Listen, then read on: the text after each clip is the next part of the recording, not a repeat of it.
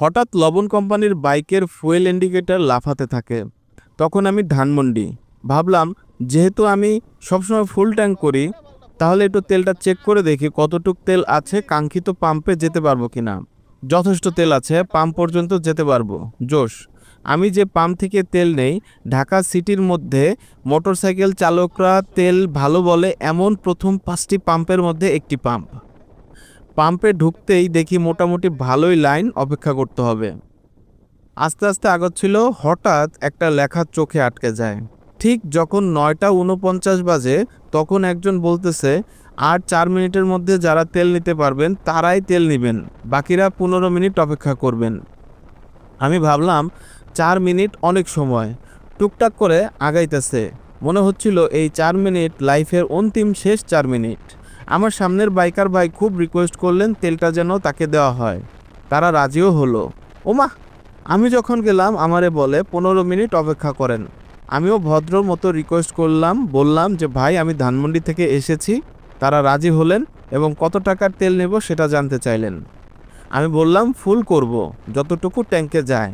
তারা বললেন এই সিস্টেমে তেল দেওয়া বন্ধ হয়ে গিয়েছে এই পাম্পে, উপরে দেখেন লেখাও আছে। বললাম এটা আবার কেমন সিস্টেম? আমার যতটুকু তেল লাগবে আমি ঠিক ততটুকুই নিব, বাট আমার ট্যাঙ্কেও তো কিছু অবশিষ্ট তেল আছে, সেটার অনুযায়ী তেল যা ঢুকবে তাই নিব। তারা বললেন কর্তৃপক্ষ এই সিস্টেম বাতিল করেছে, আপনি চাইলে তাদের সাথে ফোনে কথা বলতে পারেন। ওরে ভাই, থাক ভাই, আমার কথা বলা লাগবে না। বোধহয় তাদের সাথে কথা বলে 10-20 টাকা খরচ করার কোনো মানে হয় না। আপনারাই তাদের বললেন কাস্টমার এইভাবে তেল নিতে চায় না। তারা বললেন আমাদের কথার কোনো পাত্তা নাই কর্তৃপক্ষের কাছে। আচ্ছা ভাই, এত দূর থেকে আসছি, আর আপনাদের শিফট চেঞ্জ টাইম, আমারে 700 টাকার তেল দেন। গপ করে 700 টাকার তেল দিল। আমিও রিসিট নিয়ে আগাচ্ছিলাম। পাম্পের দারোয়ানরাও কইতে লাগলাম, আপনারা এমন সিস্টেম করছেন কেরে, ফুল ট্যাঙ্ক তেল দিবেন না? ওই দারোয়ান কয়, আপনি এর পরের বার যখন আসবেন তখন আপনারে ফুল ট্যাঙ্ক তেল দেওয়া হবে।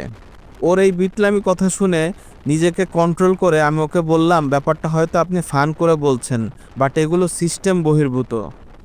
তারপরেও দেখলাম ওই দারোয়ান দাঁত কালাইতে কালাইতে হাসতেছিল। যাই হোক, বলে রাখা ভালো, লাস্ট 1 বছরে এই পাম্পে লিটার প্রতি তেল কম দেওয়ায় জাতীয় ভোক্তা অধিকার কয়েকবার জরিমানা করেছে। তারপরেও ভালোবেসে তাদের কাছে তেল নিতে যাই, আর তারা আজব আজব সিস্টেম করে রাখে। প্রতি 10 লিটারে তারা হাফ লিটার তেল কম দিত, এমনও রিপোর্ট, এমনও ভিডিও ফেসবুকে অহরহ দেখেছি। তাদের পাম্পের নাম নিচ্ছি না, কোনো ছবিও দেখালাম না।